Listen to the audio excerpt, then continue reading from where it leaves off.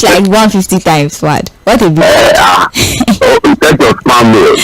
What a betrayal. Let's pick this up, please. Let's pick this up. The way we used to allocate funds to certain individuals that is usually fast. Let's use that approach, please. No, don't worry, it will come. You know how we do it now. Well, it's all good. At least thank you for taking that time to still talk to us, regardless of the fact that you're in the celebratory mood. Anyways, the Guardian newspaper, the Punch, and the Vanguard. Those are the papers that we'll be looking at today, and we're beginning conversations with the Guardian newspaper. The top story here is NSAS probe panel report. Victims await 1.7 billion naira compensation from 25 states 3 years after. The writers to the story: Lagos, Osun, Ekiti, FCT paid 923 million out of 2.7 billion naira estimated reward nationwide. 13 out of the 28 states yet to submit probe panel reports to Rights Commission. Civil society groups: lawyer decries situation. Over 3 years after the federal government directed states to establish judicial panels of inquiry and compensate NSAS victim, a total of 25 states have yet to comply or put closure to proven cases of injustice. Besides Lagos, Osun, Ekiti, and the FCT that have paid compensation of 923 million naira, the balance of 1.77 billion in estimated compensation is yet to get to victims in the other 25 states. Now, Fuad, of these 25 states that have failed to follow up and pay the victims of the injustice following the submission of the report from the probe that was set up, a lot of these states are saying that since the police, who happen to be at the center of all of this, are federal agents, that it is the federal government's responsibility to make these payments, and that responsibility or that burden should not be on the shoulders of the state, because, like I said before, the police or the SAS, which is of course a unit of the police, they are federal agents. They represent the federal government. So why should the states be the one making these payments? That is the argument of the states that have refused to pay the compensation. That argument should tell you that the money may not come or may never come. Again, when I say the money may never come, it is because again we're going to pick up this liability now. This was an incident that happened under the Buhari government with this particular even though these are polluted cases, and the argument would be that government is a continuum. And so because of that, it's supposed to be something that the new government will look into and find a way to address. Again, most of these compensations and what have you came from different panels of inquiry, and this was just many recommendations, not everything that has to do with legal directives, as maybe court injunctions and what have you. Yeah. So it's probably going to come out of goodwill to just ensure that those recommendations are implemented. And if there's no commitment to it, it will never come. So this back and forth as to whether it's the federal team or the state has to pick up the liability shows that, look, it will be extremely difficult for some of these victims to not get compensated. The Lagos that has done it, I'm sure that did it on the back, drop of the fact that, look, a lot of the reported cases of violations from NSAS and reported claims too came immediately from Lagos. And I think the state government felt it was just important for them to come clean, and then of course do the right thing. That's why they decided to be their own part of the whole thing. But again, it just goes to show that sometimes you do these things without really following through or without committing to each page. If you understand what I'm saying. Yeah. And so if I will be working with the argument of the federal team, the federal team, then I doubt if these compensations will never come. That's my feeling, that it will never come. Well, it should come. I'm not saying it should not, but again, I'm just being realistic there. Yeah. Well, again, 28 states did come up with the panel report. 13 of the 28 states have not even submitted the outcome of the panel that was set up. They've not submitted at all. But Lagos, Osun, Ekiti, and FCT are the only states that have paid any compensation whatsoever. And just like Fuad have said, since there's still that argument that why should the states bear the responsibility, it might take a longer period of time before victims in the affected state see any form of compensation. Anyways, for that particular story, rather, it's on page 6 of the Guardian newspaper. You can pick a copy and read further into all of the states that are defaulting on the compensation. Well, we have another story here on the front page of the Guardian newspaper. The headline reads, "Tragic Salah, Monarch dies. Reckless driver flings 2 passengers into Lagos Lagoon. The rider last mile rescue victims." It was a tragic Eid al-Fitr celebration yesterday as a Lagos monarch, Oba Kabiru Agbabiaka Diosolo of Isolo, Adiola Olushi III. Please tell me I said Olushi right, what? Died minutes after observing the Eid prayers. He was known as one of the most powerful monarchs in Lagos. Chairman of the Isolo Local Council Development Area, Olasoju Adebayo, who confirmed his death in a statement, however, did not disclose the cause of his death. You would address the 2 stories together. For just let me get through the report, please. Yes. So, in a related development, 2 passengers were allegedly flung into the lagoon yesterday following a solo auto crash involving an 18-seater bus on the recently renovated 3rd Mainland Bridge at Adeniyi Axis in West Lagos Island. The bridge was opened to traffic about 6 days ago after about 2 months of repair, and the Guardian gathered that the vehicle, which was at a very high speed, lost control, swerved off the road and hit the bridge rails, thereby causing 2 passengers to be flung off into the lagoon. Now, the driver was able to escape from the scene of the accident, but the Marine Police in Lagos swept into action. They were able to rescue 18 of the passengers and also the 2 that were flung into the lagoon, and they're still currently carrying out investigations and treating the injured. So, Fuad, those are the 2 sad events that played out yesterday during the Eid celebrations. Well, the first one, we want to commiserate with the ᴘᴜ community, Oba Kabiru Agbabiaka. The news was announced yesterday that he died after the Eid celebration.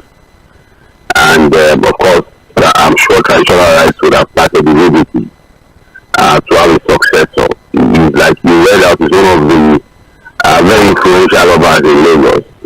For those of us that listen to traditional music, of course, you remember he's also a very close friend of the late 𝐴ᴤ barrister, the Fᴜဃᴜ himself. He had a lot of songs, praising him when he became the king some years ago. You understand what I'm saying? And today it has happened. It happened yesterday, sorry. He's going to join his ancestors. When you're Yoruba, we don't say Oba, we say Oba Waja. So, the soul of his soul, Oba Kabiru Agbabiaka, has gone to join his ancestors. We pray that his soul finds peace and rest. And of course, we would be following up the succession of that particular throne. Sometimes it's contentious, how this thing goes now. Yes. That of the Yoruba is still a problem now.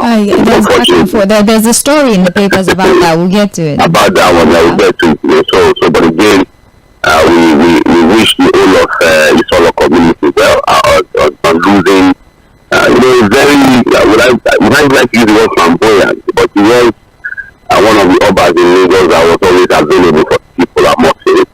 In socialite too, because again, there's hardly any Fuji musician that was not have done 1 or 2 numbers to praise him. He was such a man that was available for his function and always available for his people. So, and then the issue of third mainland. When did you just finish with third mainland? And how people are starting. Immediately the road was the third mainland was rehabilitated. They announced that look, there are speed limits, and I think people are not supposed to go on at 50 kilometers per hour. Yeah. 80 kilometers per hour. 80, not more than 80 kilometers per hour. But again, you have to look at the roadworthiness of most of the commercial buses. Each one is, they call it LT, this particular kind of bus. And a lot of them run from the mainland to the island, mostly of island, this shared and what have you. But you see the conditions of these commercial buses, you know why they're not even going to be on the road in the first place. But again, because we don't have an organized public transportation system in Lagos that can cater to the needs of Lagosians when it comes to public transportation, these guys are still running. And so they become the choice of the people because again, the BRT service cannot take care of the larger population of Lagos who want to move from different parts of the state, to do their daily activity. But you agree with a lot of the yellow buses, these commercial buses, if you were to really check them for roadworthiness, they are not even fit to be on the road. Yesterday now, they said it was overspeeding. Some of the vehicles, even at 80 kilometers per hour, because of their conditions, should not even be on the road. And apart from people that were thrown into the lagoon, luckily I think they were rescued from the report we are getting. A good one again from the marine police that swung into action immediately and were able to rescue these guys. A lot of the other passengers also had proceeds, all manner of injuries coming from this one. Recklessness, I'm sure it was complete recklessness, not because it was a solo accident. You check their tires, some of the tires are worn out already. The conditions of the vehicle speak to it. You even enter the vehicle, say, you know what I'm saying? Yeah. The vehicles are overcrowded, overloaded. You have all of the body is even weak, you can even tear apart. They adjust the seats so that they can put an extra seat inside the buses. They do that. So everything is lumped together. I remember was it on Friday last week? I was on Codman Bridge, and on the other side there was an accident. One of the commercial buses tires came out suddenly while on motion. You just imagine. And then there was this crash on the road. They knew that just been done, it has been rehabilitated. And then you're already creating this kind of impact on the road. So again, we need to probably tell ourselves, when it comes to roadworthiness of these commercial vehicles, what will be the government position, really? Because they just put people in danger people's lives, really. Most of those vehicles are not roadworthy. But again, what will Lagosians do? The alternative is not available. The alternative should have been a well-structured public transportation system that comes in the form of BRT and these other services. It's not available in Lagos. The BRT service, I'm sure, is not able to take care of 10% of the public transportation of Lagosians. So people have to rely on these yellow buses, unfortunately. Well, it would seem like the rules and regulation when it comes to traffic laws in a way do not apply to these yellow buses, because they get away with a number of traffic offences, and only personal or private car owners are the ones who suffer repercussions for breaking traffic laws, and we definitely need to do something about that. The sad thing, you see road safety officials getting more involved with checking the roadworthiness of private vehicles. Private vehicles that are in very good conditions, whereas they just look away from these commercial buses. Even without checking anything, this one should not even be on the road. They don't even bother with them. See, on the road, there's no headlamp, there's nothing, no brake lights, everything is off. You look at the tires are worn out completely, but they don't really care with them, because again, they will now fit on private vehicles that have all their necessary papers, and you can see that at least relatively they are even more roadworthy than this commercial bus. But I think on the terminal, the money still has to be done to rein these guys to especially this reckless commercial bus driver. He would see, forget about this 80 kilometer thing. It was said that there are cameras to pick and find it. How would you find these ones now? I know most of them would have taken the visual for the camera. Why do you need to do it? The government was saying that there is camera that is speaking because this was with camera. CCTV camera with camera. And these buses are registered per se. They are not necessarily registered. So how would you take them? Those kind of things. I know most of the buses are driven by bus drivers who are not the owners of the buses. So even when the committee to the government talk to the owner will be the one to sort it out. Right. It's just unfortunate that a mega city like Lagos does not have a fully functional public transport system, a well-structured public transport system. It's completely chaotic, and it's unfortunate that year out after so many years, a simple thing as running a public functional transportation system, Lagos is still not able to do it. All All right, that particular story is on page 8 of the Guardian newspaper. This is still trends in the papers on Mainland 98.3 FM, the sound of Lagos. My name is Sage Babalola. I'm talking with Fᴜʟᴜ. We're looking at the papers, specifically the Guardian newspaper, and we are live on Facebook. Join us on Facebook so you can be a part of the program, especially for those of you who do not have your radio with you. As long as you have access to the internet, you can be a part of the show by going to our Facebook platform where we're streaming the show live. You can watch everything happening in the studio. Go to our platform Mainland 98.3 FM or facebook.com/Mainland 98.3 FM, so you're immediately directed to our streaming platform. It's the same for YouTube as well, Mainland 98.3 FM, or you could just use the Radio Guardian app, especially for those of you who are outside the country or you're not in Lagos. On Radio Guardian, just search Mainland 98.3 FM, and voila, you are with us in the studio. Moving on to other stories now, as we're still looking at the Guardian newspaper. The headline here: price of goods not reducing amid Naira appreciation, Accord party tells federal government. The rider: price of goods not reducing amid Naira appreciation, Accord party. Now, Accord party yesterday called on the federal government to intensify efforts at stabilizing prices of commodities, noting that the appreciation of the Naira against the United States dollars have not reflected in the cost of goods. Lagos State Chairman of the party, Dele Oladeji, made the call in an interview with the News Agency of Nigeria. He said Nigerians were seriously anticipating a reversal of rising prices of consumer good and food items in the country. The politician therefore implored the federal government to review all contributory factors to inflation and ensure stable prices of basic needs. While this conversation is up again, the fact that the Naira has been gaining has not in any way reflected in the prices of commodities. It's almost like as the Naira appreciates, commodities get more expensive. And so we have the chairman of the Accord party in Lagos State saying, why is there no commensurate, reflection of the rising Naira in the prices of goods and services that are being sold in the market? The Naira is appreciating, goods and services, the prices there should be a reduction. Why is that not happening? And he also spoke about some of the policies of the CBN to achieve this appreciation that we're seeing. He's saying, yes, there are benefits to it, but some of the disadvantages, might outweigh the benefits in the long term if we don't come up with some sort of alternative, or permanent solution to the problem. Well, this issue of the Naira appreciating against the dollar and then the price of goods not coming down is an argument that has multiple sides. You can look at this particular issue from different angles. I agree that people are naturally selfish. Very easy to justify the reason why they are increasing the price of goods. The dollar, everybody talks about the dollar. Now that the dollar is firming up against the Naira is firming up against the dollar, prices are still the same old way. So you now ask yourself, why is it that you guys are not dropping your prices now that the Naira is doing well? The argument was, these are old stuff. We bought it when the dollar was high. But again, you understand that the people just want to take advantage of the situation. People that would always want to be selfish about this thing. But I'm sure with time, things will normalize. If we're able to sustain, this appreciation of the Naira against the dollar, because again, people are going to be a bit apprehensive too, that is this sustainable or is just all these initiatives are going to go back again. But if the government is able to do whatever they are doing now, and then of course we work with other policies to ensure a continuous and a more sustainable application of the Naira against the dollar, I'm sure things will naturally start to drop.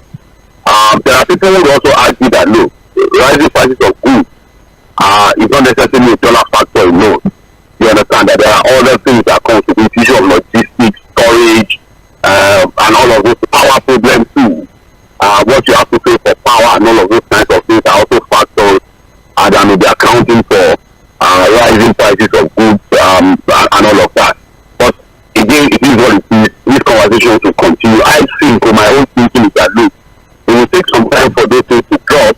But if the government is able to sustain this effort and ensure a sustainable drop in the value of the dollar against the Naira, I think things will drop. But the reality is that people are naturally selfish when it comes to these things, and would always want to take advantage of the situation. All right then. Well, also he spoke about the MPR. I think that it was increased at like 22.75% there, about 22. He spoke about that might not be beneficial in the long run, and we might need to reconsider.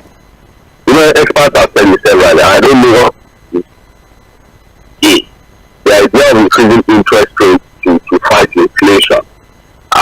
Because again, it has not really helped. Although the argument would be that look, maybe our inflationary rate would have been higher than it if not the policy of increasing interest rates.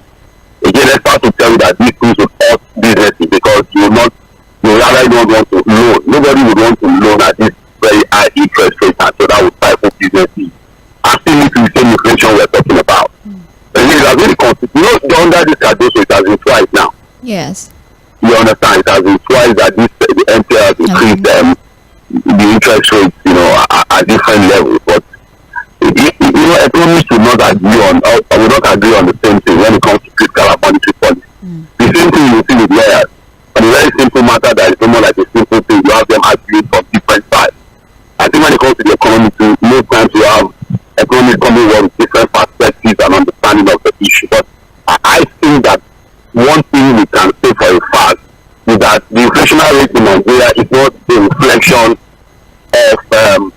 the forex crisis alone. There are several factors that have accounted for us having this rising inflation in the country. Insecurity, the fact that we're not producing enough, high energy costs, poor infrastructure, and so many other issues. And that's why we keep saying that whatever monetary policy the CBN is doing now, to fight this decline of the naira against the dollar, it's not a temporary thing. It's a short-term solution. The real long-term solution will come from us moving the economy to a producing economy than a consuming economy. And then that would really happen if we can address the issue of the energy insufficiency, if we can address the issue of insecurity, also address critical issues of infrastructure, the deficit is still huge. And then ultimately the biggest one thing that we don't really talk about, corruption. Right. Because every other thing will be messed up with this high level of corruption in the country. So those are other factors that we have to look at apart from these monetary policies that are just not short-term solutions to the problem. Well, that's on page 3 of the Guardian newspaper. Moving on very quickly, we have EFCC's fresh charge, link Emefiele to Lagos firms. No fewer than... I don't know whether that man... If you read the story, I mean, yesterday, or was it 2 days ago, some 23 fresh charges. Let's look at this story here. No fewer than 5 firms have been linked with former Central Bank of Nigeria Governor Godwin Emefiele in the latest 26-count charge of alleged fraud and corruption filed against him by the Economic and Financial Crimes Commission, EFCC. At least 4 of the firms have Lagos addresses. The 4 firms are NIPCO PLC, Source Computer Limited, Limelight Multidimensional Services Limited, and Comex Support Service Limited. The 5th firm, whose registered address could not be verified, is Adzwin Resources Solution Limited. The EFCC arraigned Mr. Emefiele on Monday before the Special Offences Court in Ikeja, Lagos, for arraignment on the charge. Of course, he pleaded not guilty to all of the charges, marking the beginning of the second fraud and corruption case filed against him by the EFCC since his indictment by Mr. Jim Obaze, a special investigator engaged by President Bola Tinubu to investigate the activities of the CBN under the watch of the former CBN governor. Fouad, I don't know what to make of the story. I don't see Emefiele coming out of this very easily. It's going to be rough. 26 charges, and they will try each case individually. That's how it works, right? You see, I've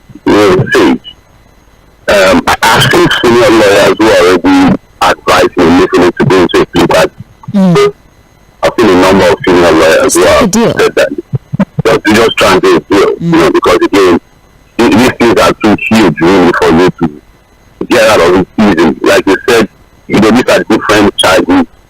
And Jim Obaze, the special investigator, just finished his investigation and handed over his report to the president. And so I'm not surprised that these new charges are coming up.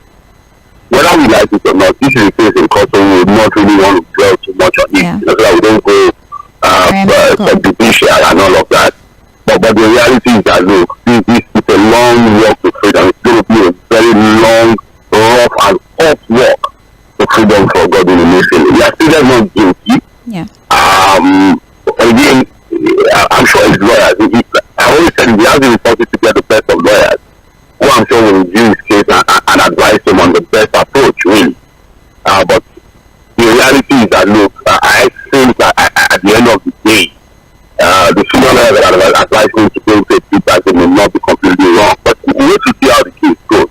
story it speaks for itself.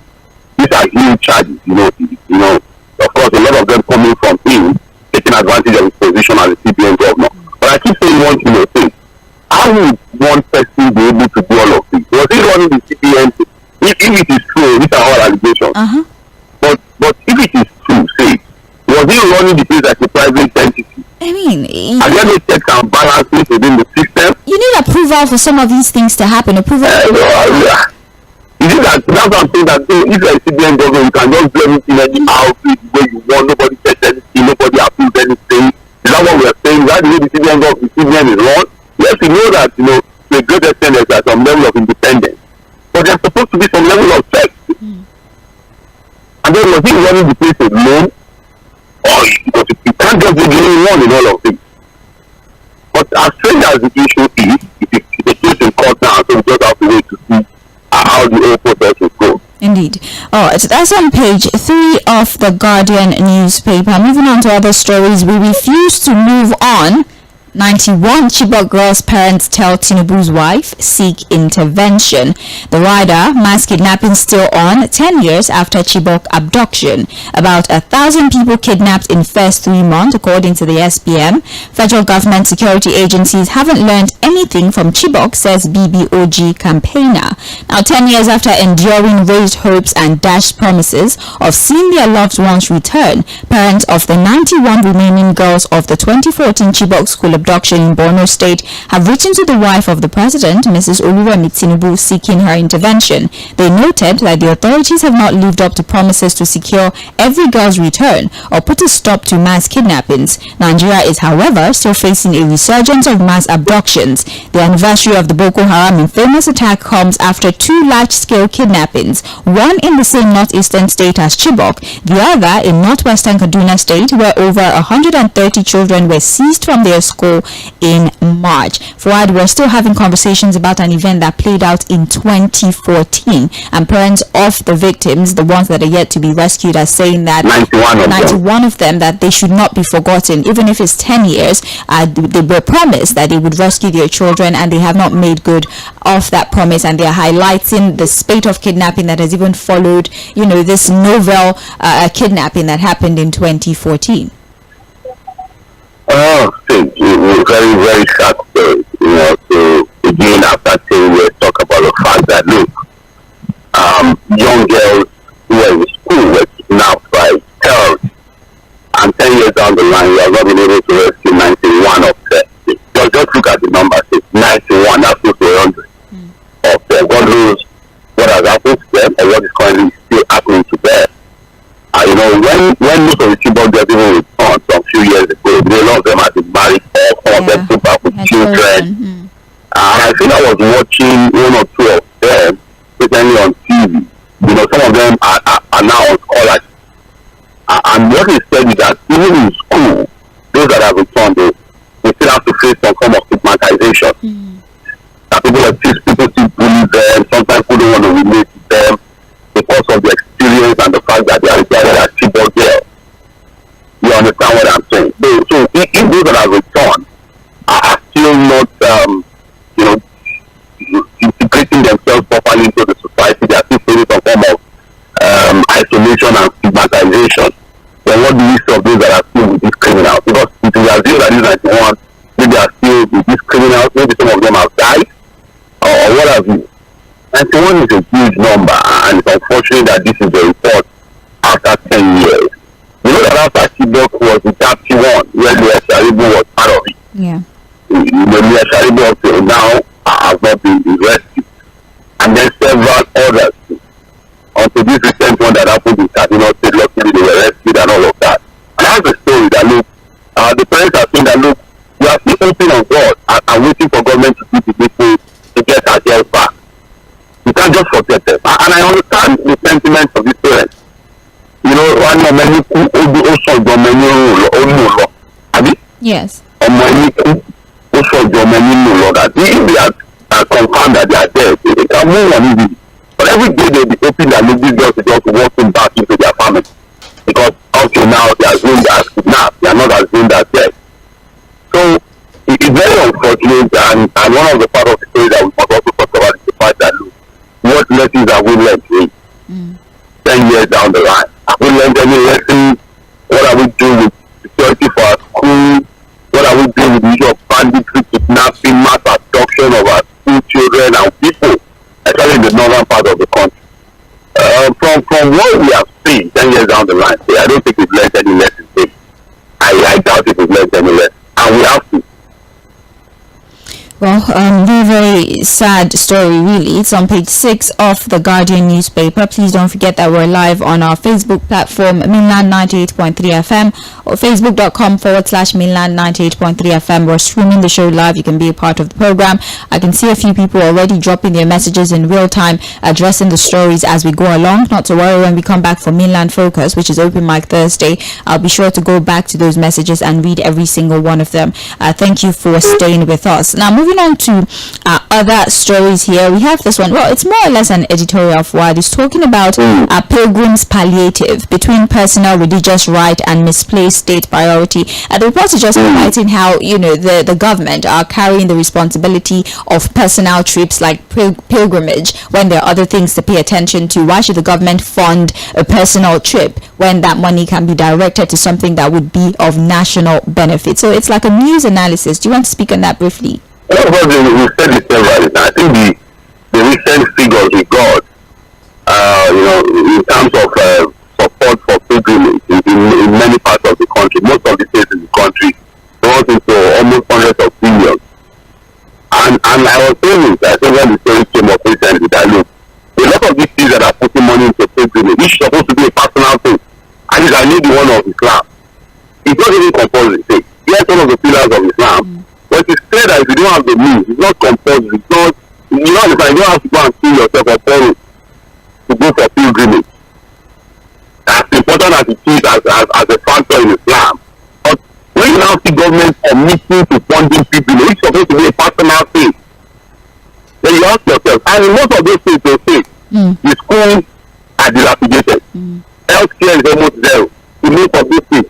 In fact, you see that some states even make it a campaign point. You must do it compulsory. Because they use it as a campaign point that, we're going to support this and all of that. And it's completely state priority thing. That's just the reality. It's why would they fund pilgrimage of people? And at the end of the day, you not even discover that most of the funding that people who are not even deserving of going on this trip, on this spiritual trip. Without seeing women, some of them. That's why half of them are more concerned about taking selfies on the street and even the spiritual part of the whole pilgrimage. And then you see girlfriends and all manner of people there. It becomes almost like a gamble because they are not even paying for it. Why would government even get involved in something like that? Whereas there's a lot of other things that money can be deployed into. Education is there, healthcare is there, so many other things, infrastructure, everything. One of our callers is still at the sending private messages to me that look, even in Lagos here, there's a lot of inner routes are dilapidated. And if you're talking about inner routes in Lagos, I wonder what is happening in Ogun State. Wow. Ogun State, what never concerned them is straight bullets. Wow. It's never concerned them, just but again, this is but I doubt if there's going to be any stuff. Like I said, our politicians make these things a point of campaign. It's a source of political patronage for them. The more people they are able to spend on Mecca or Jerusalem, and then most of these people are also party leaders. They even call it slots. These slots to be attached to their girlfriend.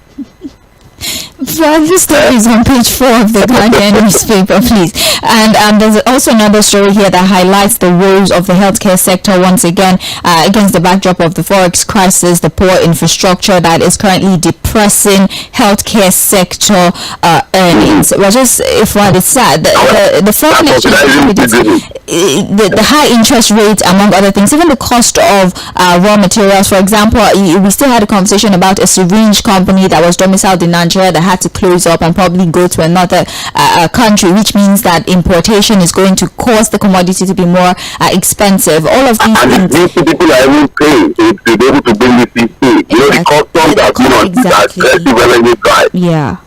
And so people are paying through their nose really to clear goods at the port to be able to bring their things. So you accumulate and aggregate all of these things to understand why things are expensive, why things And I pity manufacturers at this time. It's difficult. Because everything is hard to create a manufacturer at this time. And the sad part of it all is that if a manufacturer is struggling to even produce, probably will now discover that at the end of the day nobody will buy when it's too expensive. So you find your product too long on the shelf because people's purchasing power has gone down really very bad in recent time. And then these things are now too expensive for them to buy. So it's just a very messy, very terrible situation we find ourselves. And I doubt if these guys are paying attention. I mean the politicians. Well, very messy indeed is on page 15 of the Guardian newspaper, and that's it for the Guardian newspaper on trends in the papers for today. We're about to move now to the Punch newspaper, where we're going to look at a few more headlines. My name is Sage Babalola. Fᴜဃᴜ is still with us. This is Trends in the Papers. We're about to start looking at the Punch newspaper, and we're still live on our Facebook platform, Mainland 98.3 FM, or facebook.com/Mainland 98.3 FM. Now, for the top story as reported on the front page of the Punch, we have here: Defend Nigeria. President Tinubu urged citizens. That's what the story is telling us. Defend Nigeria, support leaders. President Tinubu and former President Muhammadu Buhari urged citizens. The writers to the story: let's protect Nigeria's integrity. Tinubu appeals to Nigerians. Support for leaders, a vote for better tomorrow, says Buhari. Now, President Bola Tinubu and his predecessor Muhammadu Buhari at their separate praying grounds on Wednesday in Lagos and Katsina State respectively rejoiced with the Muslim faithful on the celebration of Eid al-Fitr. Tinubu and his predecessor called on Nigerians to love the country and support the leaders. Tinubu, who was present at Dodon Barracks in Ikoyi at Lagos to observe the Eid prayer, urged Nigerians to defend the integrity of the country. And then there's a part of his speech that is put here. Basically, they're just asking for compassion, patriotism, support for leaders, amongst other things, so that we can, together take the country out of the unfortunate situation that it currently is in. It's just, Fuad, is there anything you want to say? Nigerians love for their country is not in doubt. Nigerians love their country. I'm not fair to say. We love our country. And we are very patriotic people. And not just patriotic, we're also very patient people with our leaders. But let me tell you, half of the things our leaders are doing, in some other countries, what would have happened. And so the patience of Nigerians, the shenanigans of leadership in the country, is also as a result of our patriotism to the country and the love for the country. Because nobody wants the country to descend into chaos and anarchy. So you see that Nigerians endure a lot of shenanigans and nonsense from our leaders. When I say a lot, I know what I'm saying. It's even so bad that leaders cheat their people and rub it off on them. They don't even hide it. There are people that they are so smart about today, like this small rat in the house that will bite you and blow free. This one will bite you and even show you that we are biting you. They rub it off on you. You see their convoys, you see how wasteful they are. They even joke about it. Hey, let the people embrace. What was that? Was that not supposed to be joking on the pains and the sufferings of the people? So the love Nigerians have for their country is not in doubt. It is the leaders that should tell themselves the truth and ask themselves critical questions if they really love the country. So that message is actually for them, not for the people. You don't understand it. Not you. The message is for the leaders who are making this message. They should be talking to themselves. That look, our people love the country. That's why they are enduring a lot of our shenanigans. And it is time for us to also not love the country by doing the right thing. That should be the message of this period. Because the period of fasting is about the period of endurance and sacrifice. You understand what I'm saying? Yes. What are the sacrifices from our leaders? What are they doing? A sacrifice for the country. To what extent can our leaders beat their chest to say, look, we love this country, we are passionate about this country, and we are patriotic? You can't be this extremely corrupt and talk about patriotism. Again, remember, leadership is about setting example. What example are they showing to the people, our leaders? And I think that should be the message of this period. Well, so the message is for them, not for the people. We love our country, and I do love Nigeria. Love the country. We are passionate about it. You see that when we are playing football, you see everybody rooting for the country, getting very passionate about the country.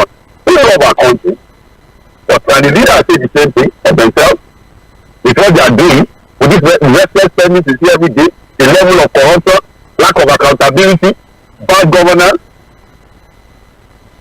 Let's put ourselves into. The leaders should have said, tell themselves that for food. The message is for them, not for us. It's on page 17 of the Punch newspaper. We're almost out of time, so maybe we have to just rush through the rest of the stories that we have. There's cash crunch hits CBB state offices. Asset verifications face hurdle. Now, the verification of assets declared by state governors, their deputies, commissioners, and other political office holders across the 36 states of the Federation may soon become a source of worry as the Code of Conduct Bureau fails to fund its state offices nationwide. The 36 state offices of the Code of Conduct Bureau are in charge of thousands of asset declaration forms and the accompanying asset ownership documents belonging to political office holders and career civil servants in various states.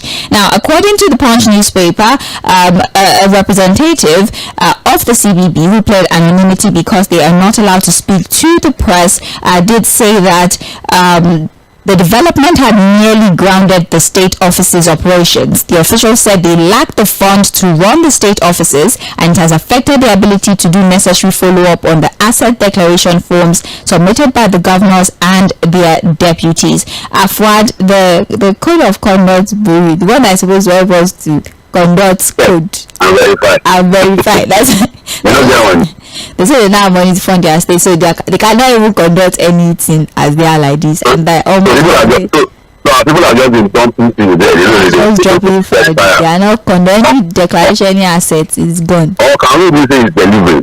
We will make sure they don't have money. They didn't have when you have money, they will verify everything.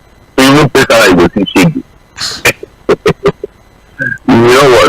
Apart from the issue of funding, I really think that look, we need to ask ourselves if the Code of Conduct Bureau have the structure, the capacity to verify some of these things. Because again, apart from the president, the vice president, the governors, their deputies, they are also supposed to verify assets declared by House of Reps members, senators, and you know their assets. People are very smart. They can, you know, you guys want they can put a manner of things there as verification of assets. You don't know you please what? The thing is that to verify this, because again, the tension to that verification is a waste of time. Yeah. Because you can just declare anything you like. And you know the verification has to come in two ways. As you are coming in and when you are leaving. Yes. To check whether, how then did you ask this to be. So you now know that if the report is saying they don't have money, that means you are not verifying anything. But just collecting paper and dumping it and filing it. So that means even our politicians knowing this, we not even take the declaration of assets seriously. It's all joke. And you know the sad part of this is that look, after asset declaration, no law in the country compels the CCB to make that declaration public. So they can't even be public scrutiny on those declarations. Right. It's only if the politician, the public health official, decides to do it out of personal volition. The law does not compel them to declare publicly. They can only declare to the CCB, and the CCB is not compelled by law to make that declaration public. So how are we sure that all of these declarations are not just, mere attempt to fulfill all righteous? People are just doing it for the sake of doing it. Who verifies what now? They don't have money for that fact. And this is the problem now. And you see, these things are put in a democracy that has operated in other times to check the incidence of corruption. You understand what I'm saying? Yeah. It's not just the way we are taking it, I think it's just a joke. But these things are deliberate. These structures and processes and procedures are supposed to check the incidence of corruption in the country. But look at it now, it becomes more like a joke. Because there's even no money for the CCB to even carry out its own operation. So our politicians understand these loopholes, and that's why they don't care. Well, because the idea is that as you are coming in, this is what I have.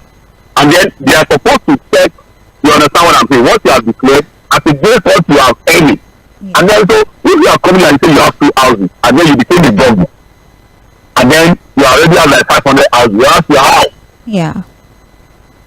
But nobody asks any question now. Where are state politicians? Recently I was having a conversation, just 1 minute, and then they told somebody said that you already have money, you are not here to steal your people's money, you already have money. And I said, when you came in 1999, did you have any money? Didn't you know?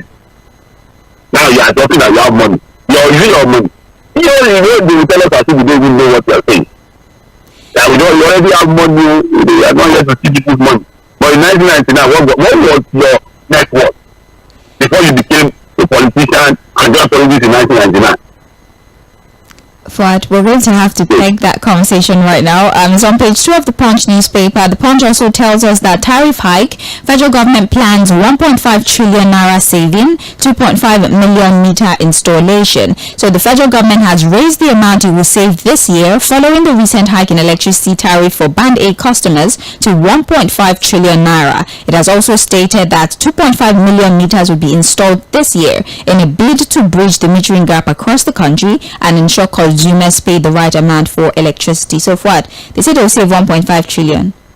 You see that everything is still about saving money. Yes. And then when you not save money, what happens to the money? They'll use it to build road for us and pay police. You can now see. So the target is to save over 1 trillion naira. Yes. From the sweat and the pain of the people. They'll give you meter too. They said they'll give us meter 2.5 million. I will borrow the words of Isaac. I will say that a lot of times the practice and the promise does not align. At the end of the day, if they don't deliver on this meter, what can we do? They've already been promising to do it for meter. Are they been able to do? We'll talk about it on radio. We'll talk about it on radio. That's the issue. What is going to follow up to know that eventually they are able to deliver on this promise? That's why the promise and the practice in a lot of instances does not align when it comes to governance in Nigeria. And I'm not one of the people that will get excited from a government official now telling me they are going to save money. You save the money and then you waste it. You save the money and then somebody steals it. And so what's the exciting thing about saving money? Okay, are we just saving money? You save money, there's no transparency. You save money, there's no accountability. Someone going to be excited by government telling me now that we save money. Are we just saving money? Well, what is this high level corruption index that you tell me that saving money is something you should now celebrate? But we are unfortunately out of time, but that particular story is on page 21 of the Punch. Other stories here tell us that fresh borrowings may push Nigeria's debt to 111 trillion naira. Ondo-Amotekun nabs 14 suspected kidnappers, 31 others. NAFDAC orders recall of toxic cough syrup. I'll follow up on that story. We have Olubalo designates health. Ladoja fault. Otumbalo Gumakinde says no crisis. Bank customers' complaints jumps by 63% according to a report here on the front page of the Punch. And finally for Vanguard, 20-hour supply for Band A customers under threat. Okwama community shuns military panel. Okoloba in attendance. Air Peace chair Onyema slams foreign airlines over conspiracy. Fitri. Yes, I saw that as well. Fitri, our security improving. Federal government declares. And alleged defamation. Beta Edu threatens to sue BBC. We'll talk about that maybe when we come back for Mainland Focus. That's all we can take this morning for trends in the papers. We have a commercial lined up. After the commercials, we'll be back for Mainland Focus at 8:40 a.m. Don't go anywhere. You're still listening to Mainland Focus on Mainland 98.3 FM. Clock the time. Hello everyone, Jandor Superstores is here again. Yes, that's why we are identifying with you. Our